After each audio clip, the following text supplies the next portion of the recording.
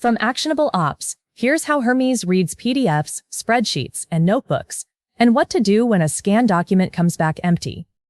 The Read File tool turns common document formats into readable text, so your agent inspects a PDF or spreadsheet the same way it reads source code. Jupyter notebooks, Word documents, and Excel workbooks convert with built-in support, always available.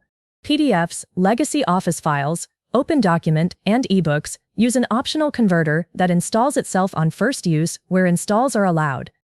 Conversion output is Markdown, paginated through the normal offset and limit window. Documents over 50 megabytes are refused to keep tool turns bounded, and extraction works across remote terminal backends, so a file inside a Docker or SSH sandbox reads the same as a local one. Now the gotcha. PDF conversion reads the text layer only. Pages that are scanned images, common in legal documents and signed contracts, contain no text layer and silently convert to nothing. The telltale signature is section headers with empty bodies.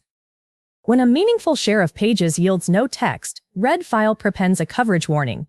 Each unreadable gap is labeled with the last text extracted before it, so the agent targets only the gaps it actually needs instead of OCRing the whole document. For a few pages, render them to images and read them with the Vision tool. Use PDF Top M with a page range and a resolution of 150. Then inspect each image. 0 extra dependencies. For many pages, use the OCR and Documents skill for bulk OCR, which handles equations and tables. The agent handles the warning on its own and will offer to render or OCR the missing pages. If you are reading extractions yourself, treat a header with an empty body as a scanned section, not a missing one. That's document extraction in Hermes, built by Noose Research. And for more how-tos like this, that's actionableops.com.